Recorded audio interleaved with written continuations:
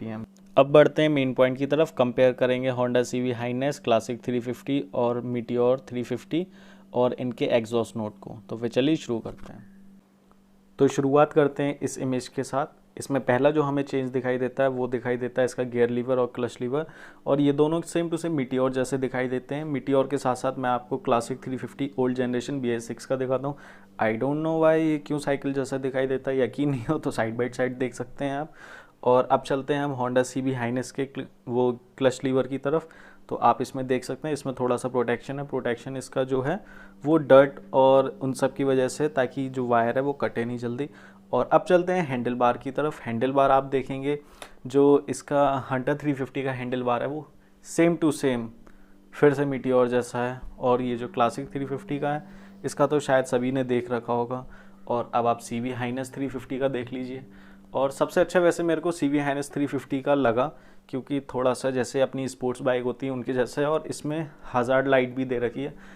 और hazard light जिन भाइयों को नहीं पता हो वो मैं उन्हें बता दूं कि ये जो हज़ार्ड लाइट होती है ये जैसे इसमें चारों इंडिकेटर एक साथ जलते हैं।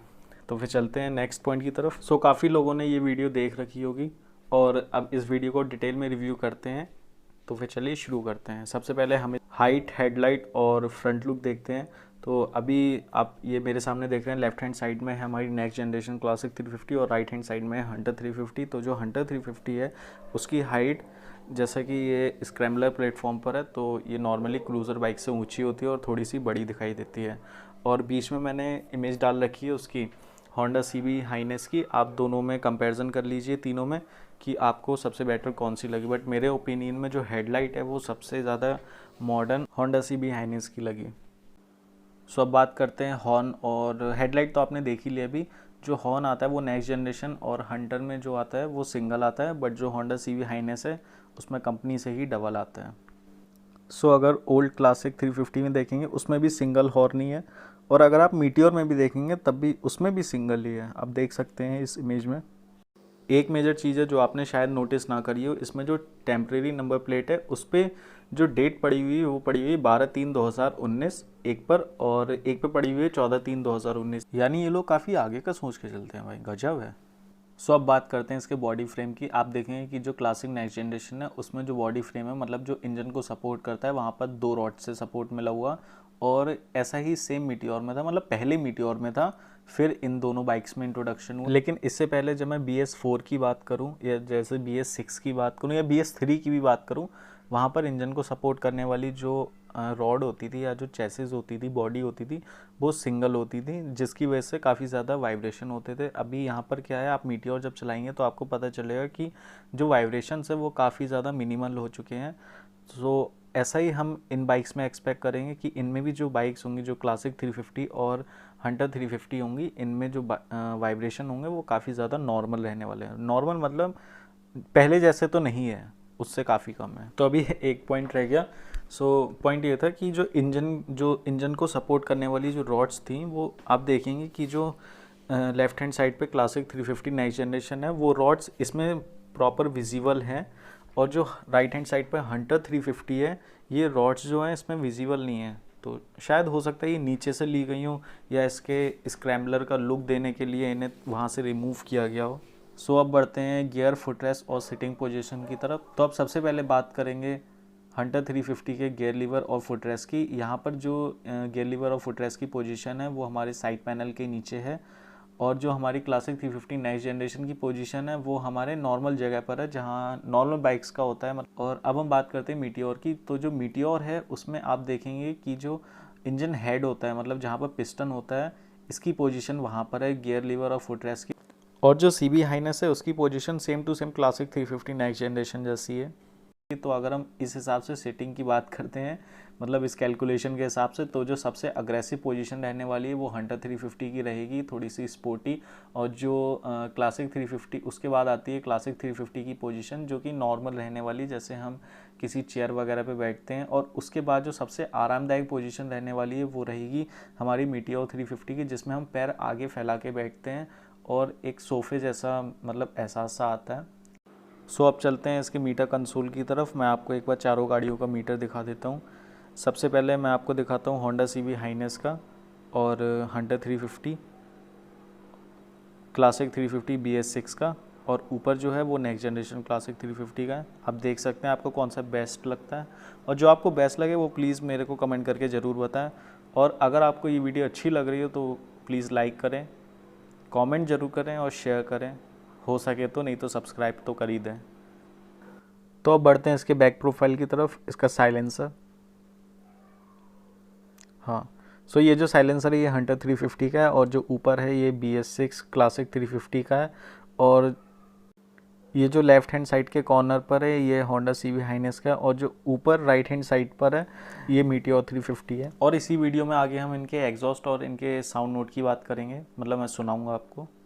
सो पीछे की तरफ आते हैं और बात करते हैं इसके टेल लाइट की। सेम टू सेम मीटियोर जैसी आप देख सकते हैं, बस इसे ऊपर नीचे, मीटियोर में क्या है ऊपर नीचे, और इसमें जो हंटर 350 इसमें पास में ले आए हैं दोनों को, और इसकी जो चौड़ाई है वो भी लगभग सेम टू सेम ही है। और आप बाकी देख सकते हैं होंडा CB हाइनेस की और क्लासिक 350 BS6 की, आप चारों का कंपैरिजन कर सकते हैं, आपको किसकी बैक से बेस्ट लगती है। सो अब बढ़ते हैं इनके अलॉय व्हील की तरफ। मैंने आपकी स्क्रीन पर चारों अलॉय व्हील शो कर दिए हैं चारों मोटरसाइकिल्स के। आप देख सकते हैं कि हंटर 350 और मीटियोर 350 के जो अलॉय व्हील्स हैं वो सेम टू सेम, मतलब सेम टू सेम क्या, डिट्टो सेम ही है। और जो हमारी क्लासिक 350 ओल्ड वाली है उसके तो आप सभी ने देखे होंगे, और जो होंडा CB हाइनेस है वो खैर वो तो पूरी गाड़ी डिफरेंट है, मैन्युफैक्चरर ही डिफरेंट है। तो आप बताइएगा ज़रूर मेरे को आपको कौन सी ब्रांड के और कौन से सबसे ज़्यादा देखने में अच्छे लगे। अब बढ़ते हैं रियर ब्रेक पैडल की तरफ, और भाई साहब यकीन मानो ये पक्का डिफरेंट है।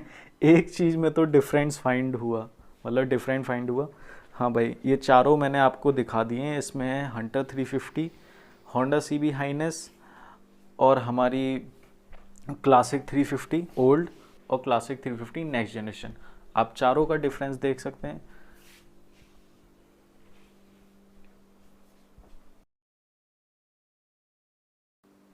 तो अब बढ़ते हैं इसके इंजन की तरफ। इंजन की बात करें तो मीटियोर 350 और हंटर 350 में सेम इंजन आता है, 20.2 हॉर्स पावर और लगभग 27 न्यूटन मीटर का टॉर्क।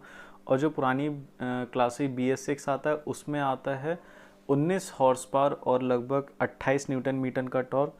और अगर हम ऑन पेपर देखें तो सबसे ज़्यादा पावरफुल हमारी होंडा CB हाइनेस है, जिसमें आता है 20.78 हॉर्स पावर और लगभग 30 न्यूटन मीटर का टॉर्क। सो अब चलते हैं एग्जॉस्ट नोट की तरफ, और इसके, या कह लीजिए इसके साउंड की तरफ, दोनों बाइकों का। दोनों बाइकों में आपको बता दूं कि मैं हंटर 350 और मीटियोर 350 का कंपैरिजन नहीं करूंगा, मैं करूंगा हंटर 350 और होंडा CB हाइनेस का, क्योंकि यही दो बाइकें हैं जो डिफरेंस हैं थोड़ी सी। क्योंकि हंटर और जो मीटियोर है इन दोनों में सेम इंजन आता है, सेम स्पेसिफिकेशन आती है, तो आवाज़ भी सेम होगी, बट जो थोड़ा बहुत डिफरेंस होगा वो इनके साइलेंसर की वजह से होगा। ठीक है, वो 19-20 होगा, ज़्यादा नहीं होगा। जैसे आपने देखा होगा इंदौरी की आवाज़ डिफरेंट होती है और पटियाला की डिफरेंट होती है, हल्की बहुत, बट ऐसा नहीं है कि बहुत ज़्यादा चेंज होती है। ठीक है, तो फिर चलिए शुरू करते हैं। और जो ओल्ड वाली है BS6 क्लासिक 350, उसकी आवाज़ क्या सुनानी, वो तो आपने हरफे दरफे सबके पास सुनी ही होगी, कहीं ना कहीं हर जगह। तो फिर चलिए शुरू करते हैं।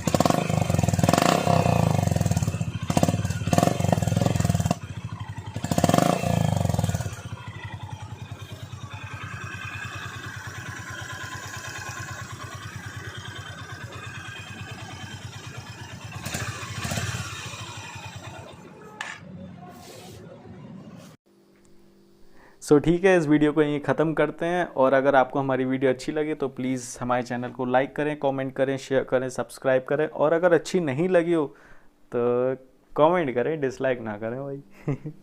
तो फिर चलिए, जय हिंद।